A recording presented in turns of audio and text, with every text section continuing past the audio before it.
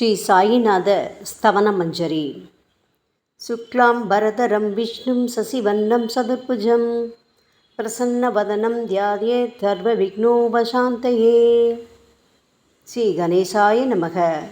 மகா கணபதியே, எல்லாவற்றுக்கும் ஆதாரமானவரே, மயூரேஸ்வரா, எல்லாவற்றுக்கும் சாட்சியாக விளங்குபவரே, கௌரியின் புதல்வரே, எண்ணங்களுக்கெல்லாம் அப்பாற்பட்டவரே, பெருத்த வயிறுடையவரே, ஸ்ரீ கணேசா, எங்களை காத்தருள்வீர்.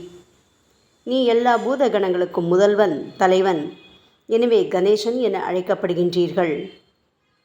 நீ எல்லா சாஸ்திரங்களாலும் ஏற்றுக்கொள்ளப்பட்டவர். புனிதமான முகமுடைய பாலச்சந்திரனே, எங்களை காத்தருள்வீர்.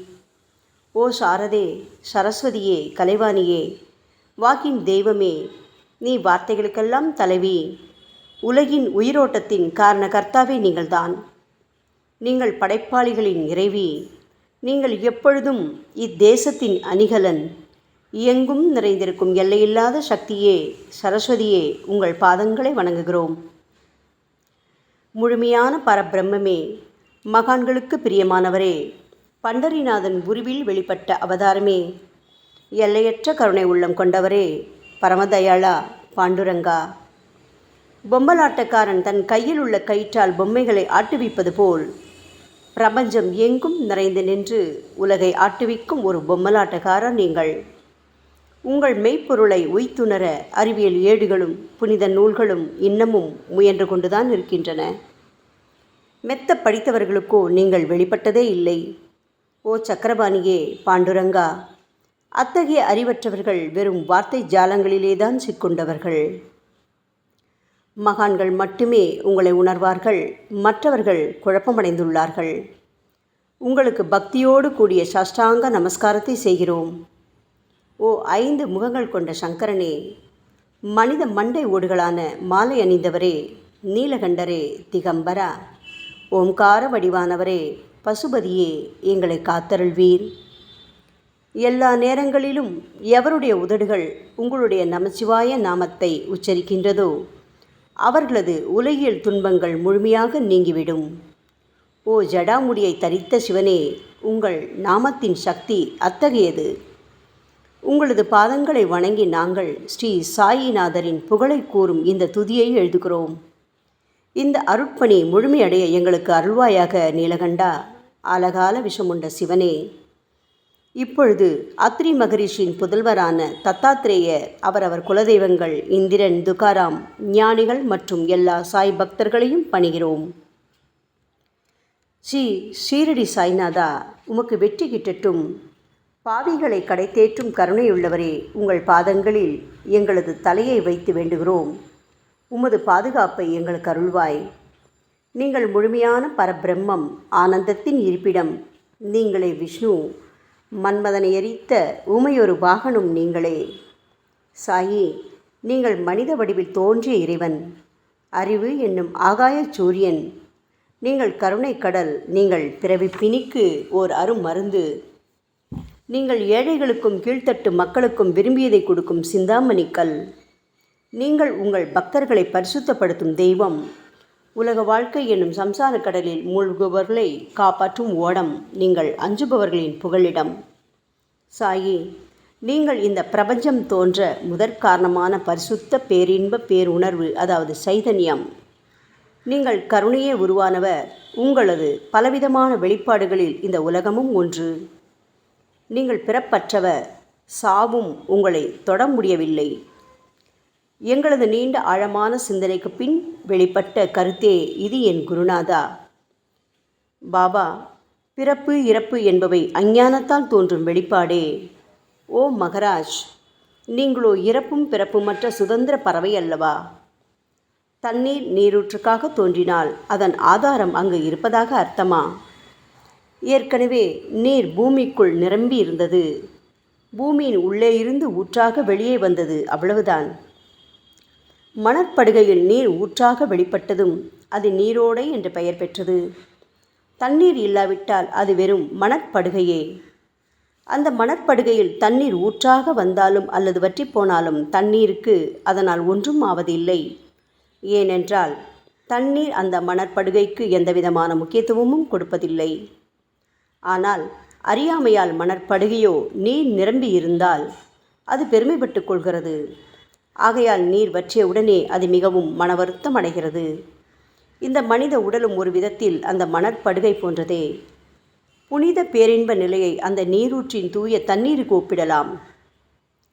இம்மாதிரி எண்ணற்ற மணற்படுகைகள், அதாவது மனித உடல்கள் இருந்த போதிலும் அவற்றில் உள்ள நீர், அதாவது பேருணர்வு எனப்படும் சைதன்யம் மட்டும் மாறுபடுவதே இல்லை. கருணையுள்ளம் கொண்டவரே சாய்நாதா, நாங்கள் உங்களை ஆதியும் அந்தமும் இல்லாதவர், பிறப்பற்றவர் என்று கூறுவோம். இந்திரனின் கையில் இருக்கும் வஜ்ராயுதம் நீங்கள். இந்த வஜ்ராயுதம் ததீசி என்ற முனிவரின் முதுகெலும்பை கொண்டு தயாரிக்கப்பட்டது. இதுவரை இந்த பூமியில் எத்தனையோ எண்ணற்ற உயிரினங்கள் தோன்றியுள்ளன, இப்பொழுதும் தோன்றிக் கொண்டுதான் இருக்கின்றன. வரும் காலத்தில் மேலும் எண்ணற்ற உருவங்கள் தோன்றத்தான் போகின்றன. அந்த ஒவ்வொரு தோற்றத்திற்கும் ஒரு தனி உருவமும் பெயரும் கிடைக்கும்.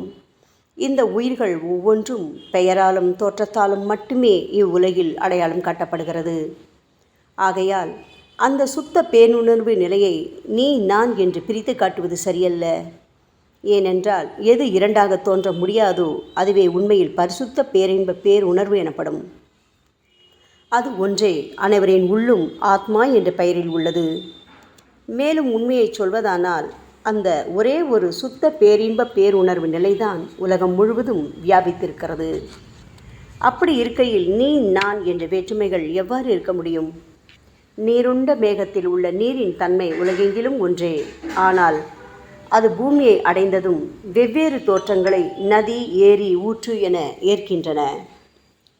கோதாவரி மணற்படுகையில் விழும் நீர் கோதாவரி நதி என்றழைக்கப்படும். அதே சமயம் கிணறு ஒன்றில் விழும் நீருக்கு அந்த சிறப்பு தகுதி கிடைப்பதில்லை. கோதாவரி நதி மிகவும் புனிதமானது. சாயி, நீங்கள் அதில் உள்ள தூய நீரை போன்றவர், நாங்களோ குளம், குட்டை, சகதியில் உள்ள நீர் போன்றவர்கள். நம் இருவருக்கும் இடையே உள்ள வித்தியாசம் இதுதான். பாபா, எங்கள் வாழ்வின் குறிக்கோளை அடைவதற்கு நாங்கள் உங்களிடம் வரவேண்டும். கூப்பிய கரங்களுடன் உங்கள் பாதங்களை சரணடைய வேண்டும். ஏனென்றால் நீங்கள் ஒருவரே புனிதத்தின் உறைவிடம் என் குருநாதா. புனிதமடைந்த கோதாவரி நதி மணற்பரப்பில் மழை நீர் பாயத் தொடங்கும் போது அந்த நீர் புனிதத்தன்மையை அடையும். அதை வெறும் தண்ணீராக மட்டும் கருதினால் அந்த தண்ணீர் தான் எல்லா இடங்களிலும் இருக்கிறதே. கோதாவரி நதி தீரம் முழுவதும் புனிதமாக கருதப்பட்டது. பூமியின் அந்த மணற்பகுதி அதன் புனித தன்மையை நிர்ணயம் செய்கிறது. நீருண்ட மேகத்தினின்று கீழே விழுந்த நீரின் புனிதத்தன்மையை எந்த பூமியின் பகுதி மாற்றவில்லையோ அந்த பகுதியை கோதாவரி என்று கூறுகிறார்கள். மற்ற பகுதிகளில் விழுந்த நீர் அந்த பகுதியில் உள்ள மண்ணின் குணத்தை ஏற்றுக்கொண்டது, புனித தன்மையை இழக்கிறது. மேகத்தில் பரிசுத்தமாக இருந்த நீர் அசுத்தமாகவும் கசப்பாகவும் உப்பாகவும் மாறிவிட்டது.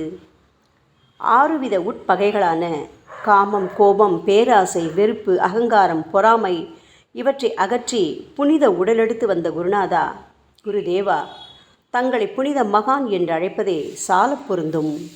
ஆகவே நீங்களே புனித கோதாவரி. நாங்கள் உங்களை புனித கோதாவரியாக உருவகம் செய்கிறோம். இயங்கும் அத்தனை படைப்புகளிலும் நீங்கள் சிறப்புற முதன்மை பெறுகின்றீர்கள். உலகம் தோன்றியது முதலே பிரம்மா உயிர்களை படைக்க ஆரம்பித்ததிலிருந்தே கோதாவரி நதி இருக்கிறது. நீர் நிறைந்து பாயும் அந்த நதியில் இன்று வரை தண்ணீர் வற்றியதே இல்லை. ராமர் கோதாவரி நதியின் கரைக்கு வந்தபோது ஓடிக்கொண்டிருந்த தண்ணீர் இன்று வரை அதே இடத்தில் எப்படி இருக்க முடியும்?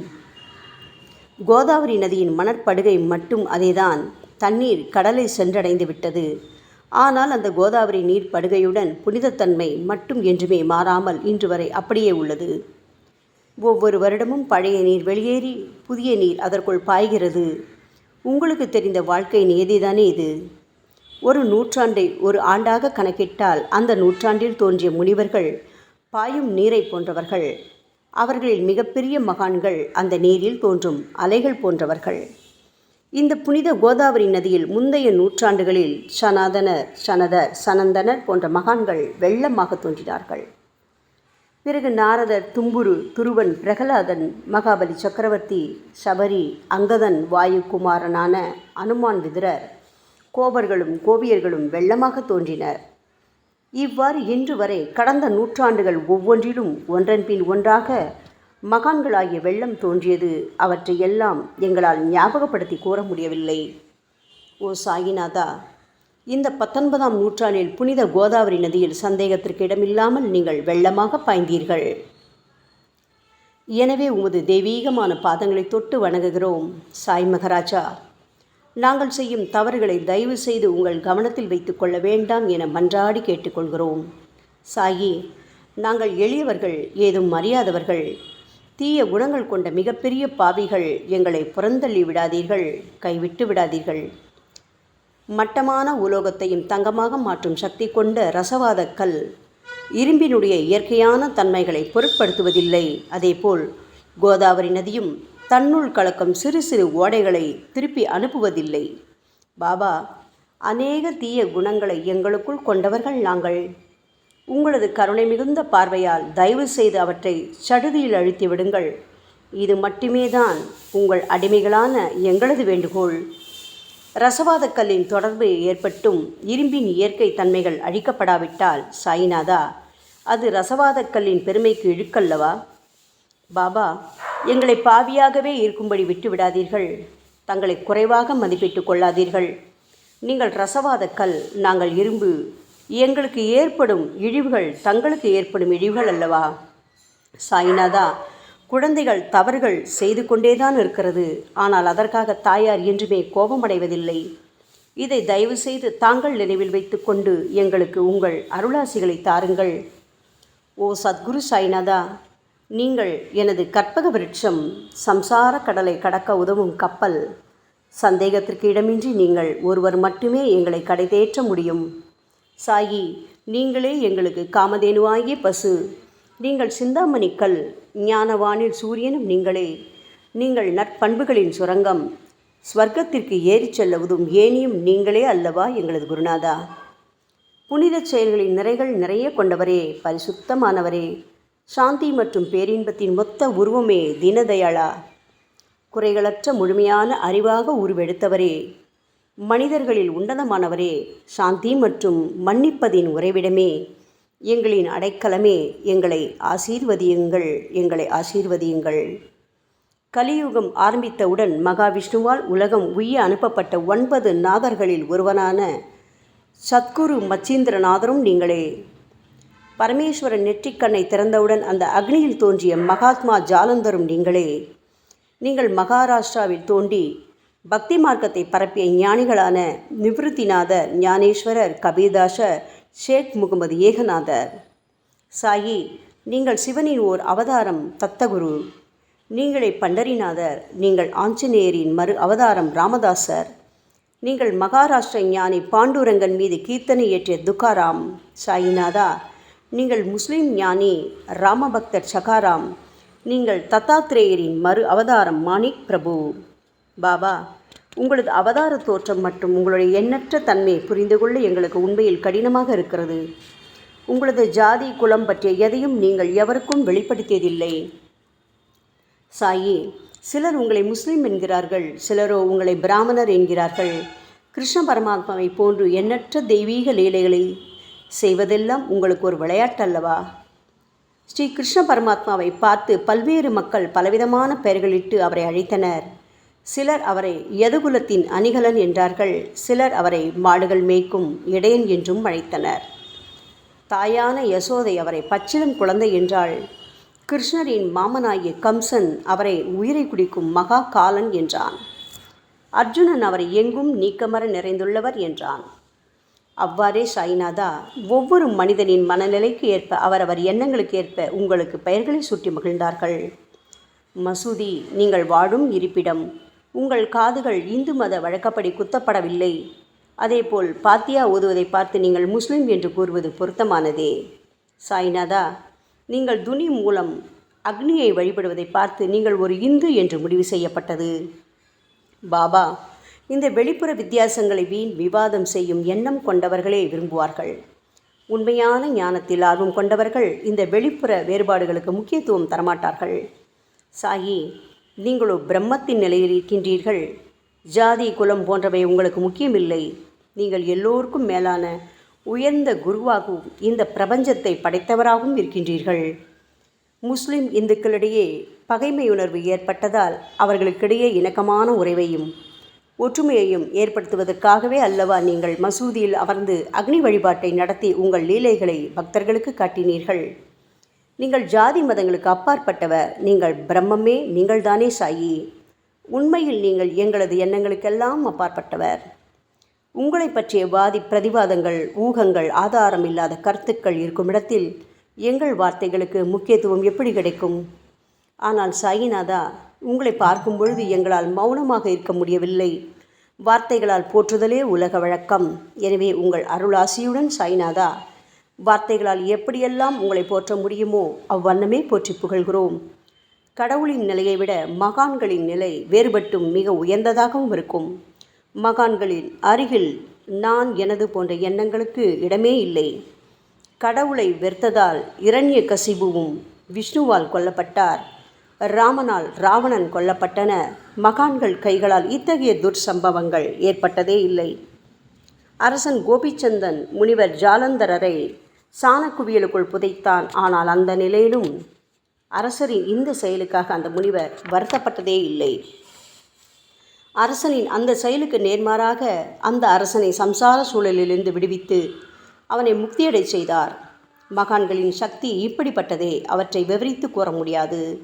மகான்கள் சூரியனின் ஒளியை போன்று பிரகாசிக்கக்கூடியது.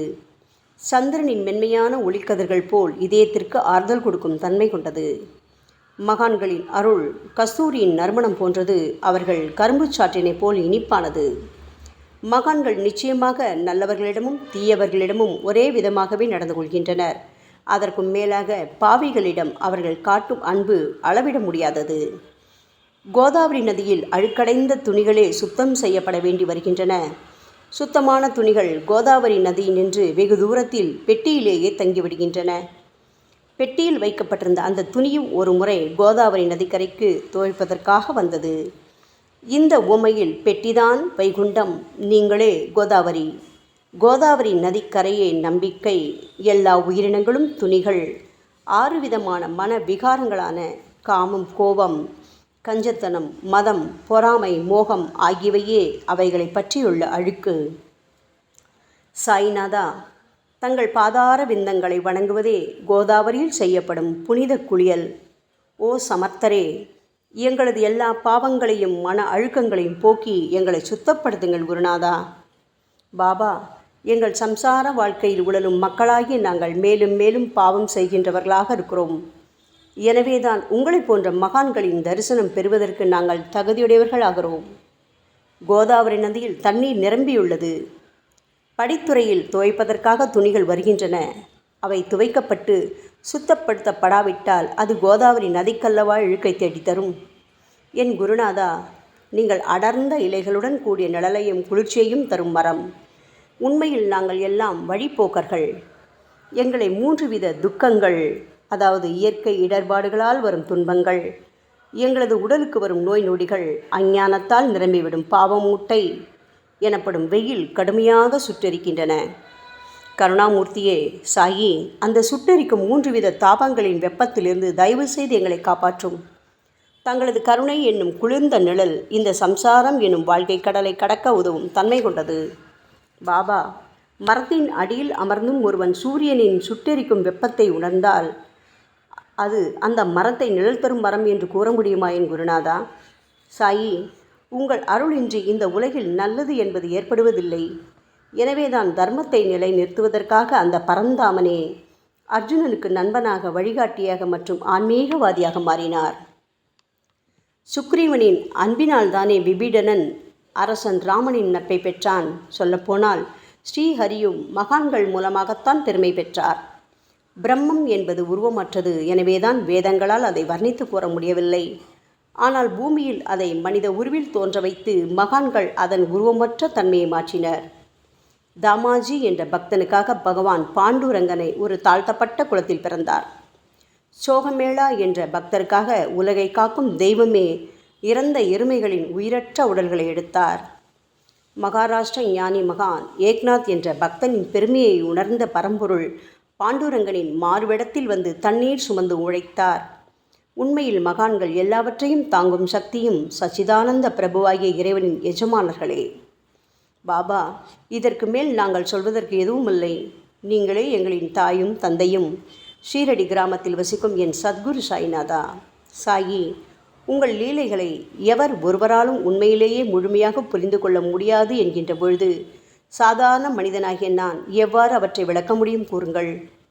எல்லா உயிரினங்களையும் காப்பாற்ற நீங்கள் ஷீரடிக்கு வந்திருக்கின்றீர்கள். மண் அகல் விளக்குகளில் வெறும் தண்ணீரை ஊற்றி அவற்றை எரிய வைத்தீர்கள். மிக குறுகிய மரப்பலகையை தொங்கும் ஊஞ்சல் படுக்கையாக்கி உங்கள் யோக சக்தியை உங்கள் பக்தர்களான எங்களுக்கு காட்டினீர்கள். அநேக பெண்களின் மலட்டுத்தன்மையை முழுவதுமாக நீக்கி குழந்தை பாக்கியத்தை பெறச் செய்தீர்கள். உதியின் மூலம் தீர்க்க முடியாத வியாதிகளையும் குணப்படுத்தி பரிபூர்ண சுகம் கொடுத்தீர்கள். என் சாயியே, இவ்வுலக சம்பந்தமான துன்பங்களை நீக்குவது உங்களுக்கு ஒரு பொருட்டே அல்ல. யானை ஒன்று எறும்பை சுமையாக கருதுமா?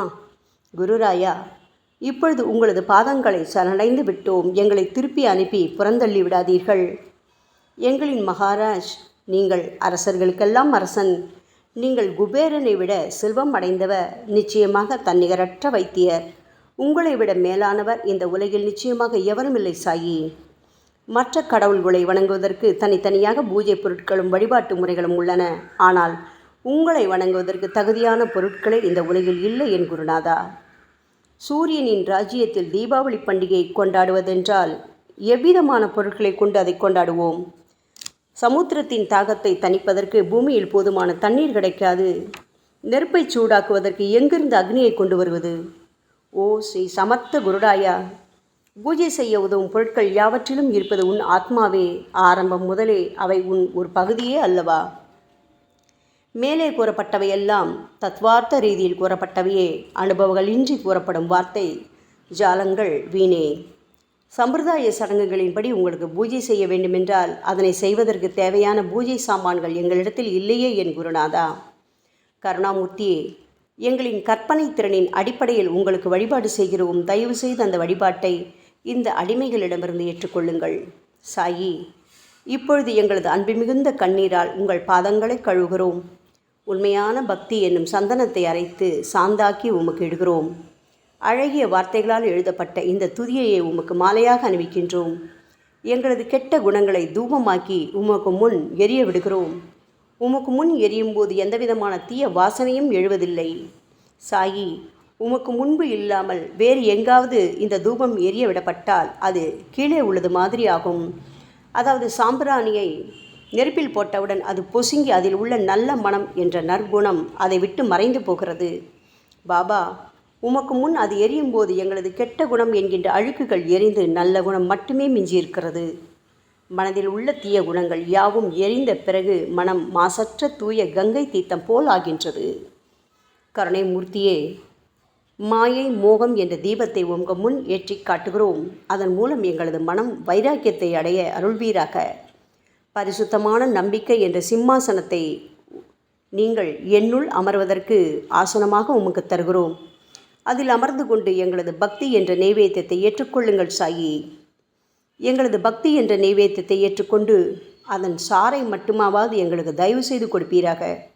ஏனெனில் நாங்கள் எல்லாம் உமது பால்குடி மாறாத பச்சிலம் குழந்தைகள் அல்லவா.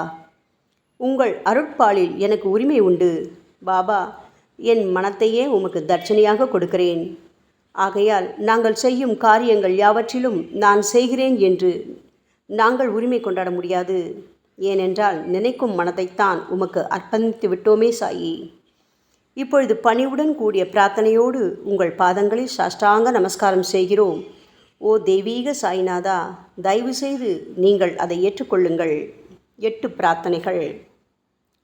சாய்நாதா, சாந்தமான மனம் உடையவரே, அறிவின் சிகரமே, அன்புள்ளம் கொண்டவரே, கருணை கடலே, உண்மையின் உறைவிடமே, மாயை என்னும் இருளை அகற்றுபவரே, ஜாதி மதங்களுக்கு அப்பாற்பட்ட துறவியே, எங்களின் புரிந்து கொள்ளும் திறமைக்கும் அப்பாற்பட்டவரே, அன்பின் இருப்பிடமே, ஷீரடிநாதா, எங்களை காப்பாற்றும், எங்களை காப்பாற்றும்.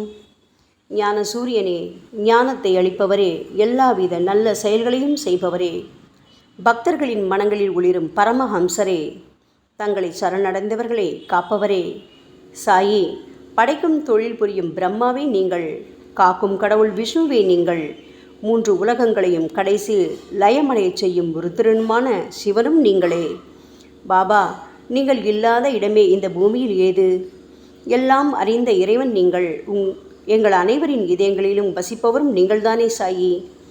என் குருநாதா, எங்களது எல்லா குற்றங்களையும் மன்னிக்க வேண்டும் என வேண்டி கேட்டுக்கொள்கிறோம். அலை அலைகளாக வரும் சந்தேகங்களையும் மன மயக்கங்களையும் போக்குவீராக. சாயிநாதா, நீங்கள் பசு, நான் புதிதாக பிறந்த இளங்கன்று, நீங்கள் சந்திரன், நாங்கள் சந்திரகாந்தக்கள். தங்கள் பாதங்கள் புண்ணியத்தை கொடுக்கும் கங்கை நதி. பணிவுடன் சாய் அடிமைகளான நாங்கள் உங்கள் பாதங்களில் வணங்குகிறோம். உங்கள் கைகளை எங்கள் தலைமீது வைத்து ஆசி கூறுங்கள். எங்களது கவலைகளும் துன்பங்களும் அனைத்தும் பறந்தோடட்டும். நாங்கள் எல்லாம் உங்கள் குழந்தைகள் அல்லவா சாயி. பாபா, இந்த 8 துதிகளையும் கூறி நாங்கள் உங்களை சாஷ்டாங்க நமஸ்காரம் செய்கிறோம். எங்களது பாவங்கள், துயரங்கள், ஏழ்மை யாவும் உடனடியாக விலகட்டும். சாயிநாதா, நாங்கள் உங்களது பாத கமலங்களையே எங்களது உயிர் மூச்சாக கொண்ட உங்களது அன்பு குழந்தைகள். தயவு செய்து எங்கள் மீது கடுமை காட்டாதீர்கள். நீங்கள் தூய சந்தனம், நாங்களோ முள்ளடர்ந்த புதர். நீங்கள் புனிதமான கோதாவரி, நாங்களோ பெரும் பாவிகள். ஓ குருநாதா, உங்கள் தரிசனம் கிடைத்த பிறகும் எங்களிடம் உள்ள கெட்ட குணங்கள் என்ற அழுக்கு எங்கள் மனதிலேயே தங்கி இருக்குமானால் உங்களை சந்தனம் எப்படி என்று கூறுவார்கள்? கஸ்தூரியின் அருகாமையினால்தான் மண்ணும் மலரின் தொடர்பினால்தான் நாரும் மனம் பெறுகிறது. மகான்களும் அப்படிப்பட்டவர்களே. அவர்களுடன் தொடர்புடைய எந்த பொருளும் மிகவும் உயர்வாக மதிக்கப்படுகிறது. சிவபெருமானின் விபூதி, நந்தி ஆகியவற்றை ஏற்றுக்கொண்டதால் 8 திக்குகளிலும் அந்த பொருட்கள் புகழ் பெறுகின்றன. இடையர்களை மகிழ்விப்பதற்காக யமுனை நதிக்கரையில் உள்ள பிருந்தாவனத்தில் உலகிற்கெல்லாம் இறைவனான கிருஷ்ண பரமாத்மா ஊரியடி என்ற விளையாட்டை விளையாடினான். அனைவராலும் அது ஏற்றுக்கொள்ளப்பட்டது. ஆகவே நாங்கள் பாவிகளான போதிலும் உங்கள் சேவையில் ஈடுபட்டுள்ளோம். ஓ குருநாதரே, எங்களது நிலைமையை பற்றி மனதில் தயவு செய்து எண்ணிப்பாரும். ஓ சாயிநாதா கருணாமூர்த்தியே, இந்த லௌகீக உலகிலோ அல்லது ஆன்மீக வழியிலோ எந்த விஷயங்களெல்லாம் எங்களுக்கு சந்தோஷத்தை கொடுக்கும் என எங்களது மனம் சந்தேகமில்லாமல் நம்புகின்றதோ அவற்றையெல்லாம் நீங்கள் எங்களுக்கு அளித்தருள வேண்டும் சாயி. உங்களது கருணையால் இந்த மாதிரி செய்துவிடுங்கள் சாயி. எங்களது மனத்தை அடக்கி விடுங்கள். சமுத்திரங்கள் எல்லாம் தித்திப்பாக மாறினால் பிறகு அவை உப்பு கரிக்குமே என்ற பயம் தோன்றாதே. பாபா, சமுத்திரத்தை தித்திப்பாக்கும் சக்தி உங்களுக்கு உண்டு. ஆகையால் தான் எங்களது இந்த வேண்டுகோள். தயவு செய்து இந்த வேண்டுகோளை நிறைவேற்றுங்கள் சாயி. எங்களிடம் என்னென்ன குறைகள் உண்டோ அவை அனைத்தும் உங்களுடையதே. ஆத்ம ஞானம் பெற்றவர்களில் முதலிடத்தில் உள்ள உங்களிடம் குறை என்பதை பொருந்தாதே. சரணாகத வச்சலா, இப்பொழுது இதற்கு மேலும் நான் ஏன் அதிகம் பேச வேண்டும்? நீங்கள் மட்டும்தானே எங்களது ஒரே அடைக்கலம். தாயின் இடுப்பில் உள்ள குழந்தை இயல்பாகவே பயமற்று இருக்கும் அல்லவா? மகாராஜா, இந்த துதியை எவரவர்களெல்லாம் அன்புடனும் ஆத்மார்த்தமாகவும் படிக்கின்றார்களோ அவர்கள் ஒவ்வொருவரின் ஆசைகளை தயவு செய்து நிறைவேற்றி கொடுங்கள் சாயி. இந்த துதியை படிப்பவர்களின் 3 வித தாபங்களையும், இயற்கையின் இடர்பாடுகளில் வரும் துன்பங்கள், நமது உடலுக்கு வரும் நோய் நொடிகள், அஞ்ஞானத்தால் நிரம்பிவிடும் பாவம் மூட்டை ஓராண்டிற்குள் விலகிவிடும் என்பதே இந்த துதிக்கு உங்களது ஆசையாக என்றென்றும் நிரந்தரமாக இருக்க வேண்டும் பாபா. பாராயண முறை. குளித்து முடித்துவிட்டு மனதில் முழுமையான நம்பிக்கையுடன் தொடர்ந்து இந்த துதியை பாராயணம் செய்ய வேண்டும். அப்படி முடியாவிட்டால் வாராவாரம் வியாழந்தோறும் சத்குருவை வணங்கி அவர் உருவை தியானம் செய்து கொண்டு இந்த துதியை பாராயணம் செய்யுங்கள். இதுவும் கூட முடியாவிட்டால் மாதம் வரும் 2 ஏகாதசி தினங்களில் இந்த துதியை பாராயணம் செய்யுங்கள். இது ஏற்படுத்தும் விளைவுகளை பார்த்து அதிசயப்படுவீர்கள். குருமூர்த்தியான சாய்நாதர் இந்த துதியை பாராயணம் செய்பவர்களுக்கு இவ்வுலகியல் ஆசைகளை முழுமையாக உடனடியாக நிறைவேற்றுவார். இந்த துதியை திரும்ப திரும்ப பாராயணம் செய்வதால் முட்டாள்கள் கூர்மையான புத்தியை அடைவார்கள். யாருடைய வாழ்நாளாவது குறைவானதாக இருப்பேன் இந்த துதியை அவர்கள் படிப்பதால் 100 ஆண்டு காலம் வாழ்வார்கள். இந்த துதியை தொடர்ந்து பாராயணம் செய்து வந்தால் செல்வம் குறைவாக ஏழையாக இருந்தால் செல்வத்தின் அதிபதி குபேரன் அவர்கள் வீட்டிற்கு வந்து தங்கி அவர்களுக்கு ஏவல் புரிவான். இது சத்தியம், இது சத்தியம், இது சத்தியம் என 3 முறை கூறுகிறார். குழந்தை செல்வம் இல்லாதவர்கள் இந்த துதியை தொடர்ந்து படித்து வந்தால் குழந்தை செல்வம் பெறுவர். இந்த துதியை படிப்பவர்களின் வியாதிகள் எல்லா பக்கங்களிலும் பறந்தோடிவிடும். வியாதி நின்று குணம் கிடைக்கும். இந்த துதியை திரும்ப படித்தால் பயம் மற்றும் கவலை மறைந்து போகும். மதிப்பும் மரியாதையும் கிடைக்கும். அழிவற்ற பிரம்மத்தை உணர்வார்கள். பிரம்ம ஞானம் கிட்டும். அறிவுடையோரே, இந்த துதியின் மீது உங்கள் இதயங்களில் முழுமையான நம்பிக்கை வையுங்கள். சந்தேகங்கள், நம்பிக்கையின்மை, தவறான எண்ணங்கள் ஆகியவற்றுக்கு கொஞ்சம் கூட மனத்தில் இடம் கொடுக்காதீர்கள். ஷீரடிக்கு புனித பயணம் மேற்கொள்ளுங்கள். பாபாவின் தாமரை பாதங்களை மனதில் இருத்துங்கள். அவர் அனாதைகளின் உறவினர், பக்தர்களின் விருப்பங்களை நிறைவேற்றும் கற்பகத்தரு, கேட்டதை கொடுக்கும் கலியுக தெய்வம். பாபாவால் உணர்வூட்டப்பட்டு இந்த துதியை நான் இயற்றினேன். இல்லாவிட்டால் எந்த விதமான முக்கியத்துவமும் இல்லாத என்னால் இந்த துதியை எவ்வாறு எழுத முடியும்? ஆங்கில ஆண்டு 1918 புரட்டாசி மாதம் வளர்பிறையில் விநாயக சதுர்த்தி அன்று சூரிய உதயத்துக்கு முன் இந்த பாமாலை நிறைவு செய்யப்பட்டது. புனிதம் வாய்ந்த நர்மதா நதிக்கரையில் இந்தூருக்கு அருகிலுள்ள ஊரான மகேஸ்வர கஷேத்திரத்தில் ஸ்ரீ அகல்யா தேவியின் சந்நிதியில் சாயிநாதரை போற்றி பாடும் இந்த சவண மஞ்சரி நிறைவடைந்துள்ளது. மகேஸ்வரம் என்ற புனித தலத்தில் இந்த துதி நிறைவடைந்தது. ஸ்ரீ சாயிநாதர் என் மனதிற்குள் புகுந்து இந்த துதியின் ஒவ்வொரு வார்த்தையையும் புற வைத்தார். தாஷ்கன் மகராஜ் எல்லா ஞானிகள் மற்றும் துறவிகளின் வேலையாள். எங்கும் மங்களம் பொங்கட்டும். ஸ்ரீ சாயிநாதரை போற்றி பணிவுடன் எழுதப்பட்ட இந்த ஸ்ரீ சாயிநாத ஸ்தவன மஞ்சரி என்ற துதி பாராயணம் செய்பவர்கள் சம்சார கடலை கடக்க உதவட்டும். இது ஸ்ரீ பாண்டுரங்கனுக்கு தாஷ்கனு மற்றும் சாய் பக்தர்களின் நம்பிக்கை மற்றும் பணிவோடும் கூடிய பிரார்த்தனை. மங்களம், சுபமங்களம். ஸ்ரீ சச்சிதானந்த சமர்த்த சத்குரு ஸ்ரீ சாய்நாத் மகராஜ் கி ஜெய். ஓம் சாய்ராம்.